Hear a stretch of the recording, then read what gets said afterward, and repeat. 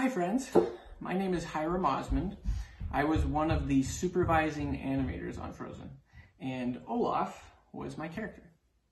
And what I mean by that really is that there were a team of amazing artists that all worked together to really create this character, and I was just fortunate enough to be able to lead that and help kind of define who Olaf is. But today, what I want to do is actually show you how to draw Olaf, which I think would be fun. So if you'd like to, grab some paper and a pencil. You don't need any sophisticated art supplies for this. I'm just using a normal pencil and some paper. And I'll go through kind of step by step how I draw Olaf. And as I do so, I'll even kind of talk a little bit about how Olaf came to be. Just the beginnings of Olaf, and maybe a few fun little things about Olaf that maybe you didn't know. Now, as we do this, just have fun with it. Now, we're not going for perfection. You can practice drawing Olaf later. For now, just have fun and draw. Okay? So let's move our camera to the paper, and we'll get going. Okay. So we got all set up here. The first thing I do when I draw Olaf is I start with the basic shapes of the character. And you'll find that with most characters that you draw, it's really kind of finding those basic shapes to help guide you to the finished product. So with Olaf, he of course has a lot of round shapes, being a snowman. And so we'll start with a circle. And as you draw, keep it light, because as we continue to draw, we'll darken things in and get things looking better. But for now, let's keep it light and kind of just flow with the shapes here. So there's my circle, almost like a little oval circle shape. We're going to start with his head here. And I'm going to use this circle to kind of guide me for how his head, to kind of guide and shape what his head will look like. And you'll see what I mean here in a second. But I'm going to take that circle, the width of that circle, and kind of help me create that kind of bulbous head of his. Okay? So that's kind of how I started off. And from there, I'm going to use this circle again. So we've kind of got this basic shape, that egg-like shape of Olaf, which I love, by the way. Our head of visual development, Bill Schwab, he did the designs for Olaf, and I love the simplicity and that big Olaf, that now very familiar Olaf egg shape head of his. But anyway, so we take that same circle we've drawn, and I'm going to use this top portion of the circle here to kind of help me place the crease from where his mouth is going to be. And from that crease, I'm going to draw Olaf's mouth. Oops. Again, not going for perfection because I just made a little mess up there. But anyway, there's Olaf's mouth, just a little smile, okay? And then from there, I'm going to draw in Olaf's very familiar tooth. And you can see I'm going to use this circle again to kind of guide the placement of that tooth. You see the bottom arc of this circle is kind of where that tooth is going to line up. Okay. Now, a fun little fact about Olaf's tooth, when we were first developing Olaf, we weren't quite sure what material that tooth should have been made of.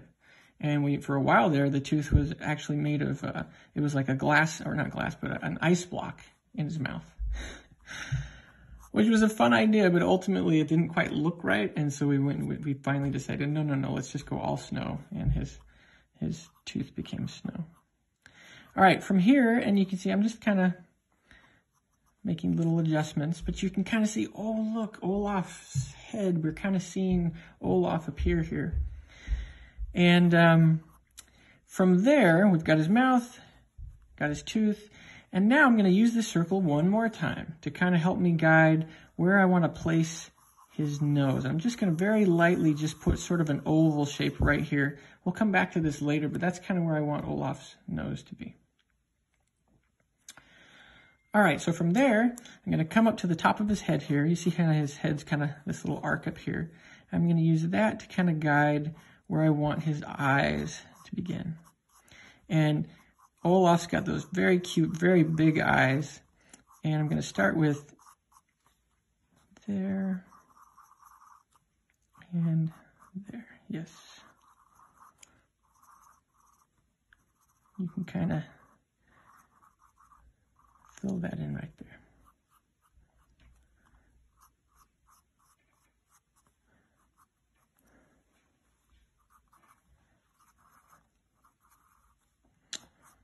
Okay, so we've got the beginnings of Olaf's eyes right there, okay? Again, we start seeing Olaf appear here. Still got a lot more to do, but now we've got his eyes kind of close to where we want them. And then from there, we're gonna stick those cute little brows of his right above those eyes.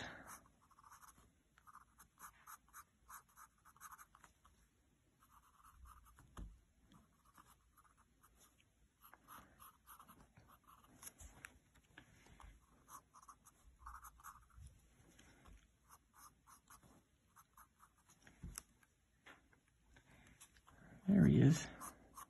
Okay.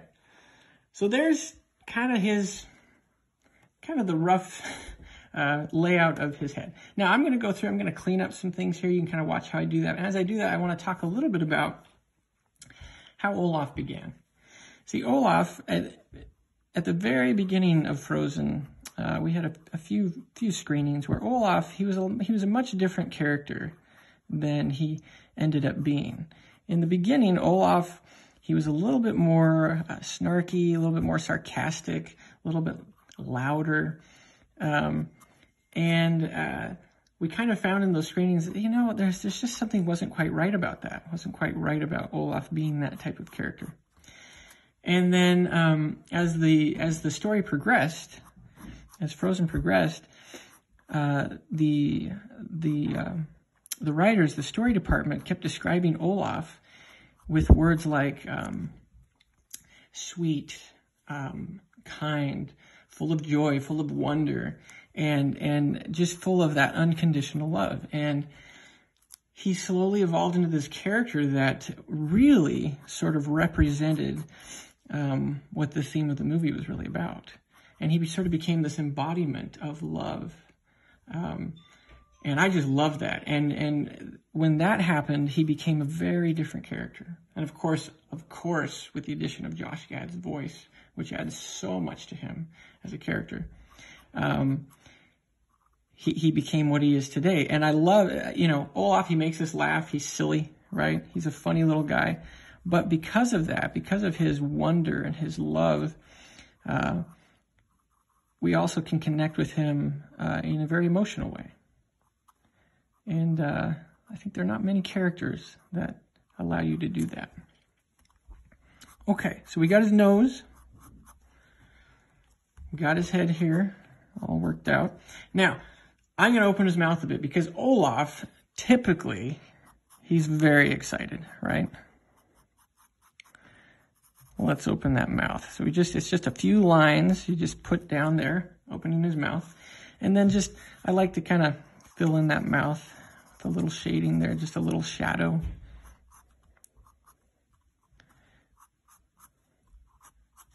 Just a smiley guy. Now, one other thing that tends to happen as we make these characters is sometimes these characters wind up looking like us. I've been told that I look like Olaf a little bit, and I feel like that's because we spend so much time kind of staring at ourselves in the mirror, looking at our mouth shapes and to kind of create the mouth shapes for these characters. And I think that probably kind of transfers over a little to the character.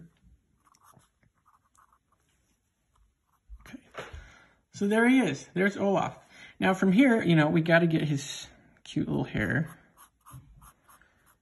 cute little sticks. And that's another fun thing. We weren't quite sure what to do with his hair at the beginning. I know there were lots of conversations with Olaf. Maybe he should have grass growing off the top of his head or for his brows. And I know we had some silly little discussions like that. But I love where it ended up. Just sticks, right? Just sticks. And I think that's what's so fun about him. He's just so simple. Okay. All right, so there's his head. Let's move on to his body. All right, so Olaf, again, we're going to those basic shapes. We're going to put that circle in there for his upper portion of his body. But as you kind of notice with Olaf, his circles have little kind of squared edges, a little bit. And then his bottom portion here, just make a big circle. And even that bottom portion, it's going to have a little bit of that, kind of those squared edges.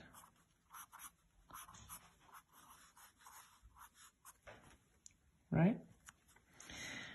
And then, of course, we got to go in and put those cute little buttons, cute little pieces of coal. Now, one fun, I like to share this story, even though it embarrasses my son, but one fun little thing about Olaf is when we were trying to just, to figure out how he moves, he has a very distinct way that he moves as a character. And as the, again, going back, as that story department was describing Olaf and described him as full of energy and just full of wonder, sort of naive and silly and trusting. The more they talked about him, the more I thought, they're really kind of describing my son, and at the time I had a toddler, my second oldest boy, who really behaved, much like I kind of imagined, Olaf would behave. And so I took some videos of my son. I brought those videos in and I showed them to the animation crew as just sort of reference for how this little guy should behave and move. And there was always sort of a lift and an energy to the way my son would walk and run and play. And so we kind of used that as a reference to kind of define Olaf. So anyway, I always love to kind of share that. All right, so we've got his cute little feet. Let's give him a little ground here to just to stand on. And he's done, right? Well, okay, let's give him some arms, shall we? Now, Olaf, I love this pose because Olaf, again, he's just so joyful, and I always kind of imagine him like, maybe he sees a friend, right? And, or a squirrel in the forest. Something very Olaf like that. And he's just like, oh, hi. Hi, friend. And these hands, they're just sticks. And, kind of squarish little fingers. But he's saying, oh, hi, friend. How are you? And then maybe, let's get both those arms up there.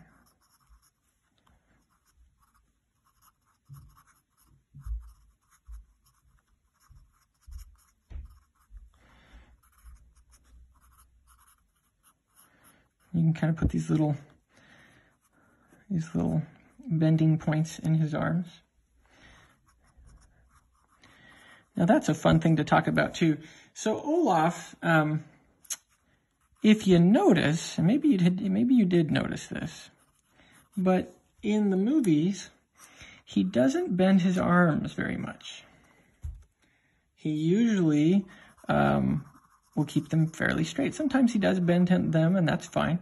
But most of the time, he keeps them pretty straight. There's actually a reason for that. That was intentional.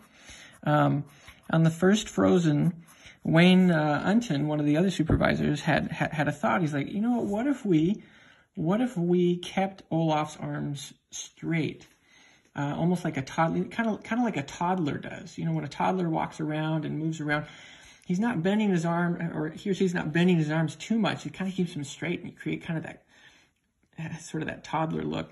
And we thought, well, if we keep Olaf's arms straight and kind of play within that limitation, he might feel a little bit more toddler-like. And so we did those tests, and wow, it was right on.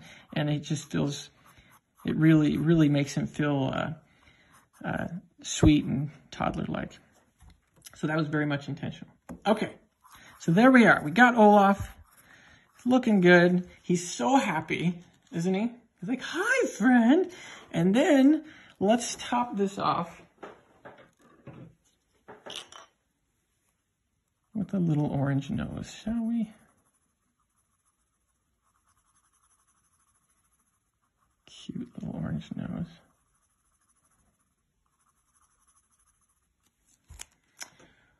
All right, friends, so there you have it. Now, all of you who've been following along, very important, you should always sign your name to your work. So I'm going to go down here, sign my name, and call it good. Thank you for following along. I hope you enjoyed this. I hope you learned some things about Olaf. And keep drawing, my friends.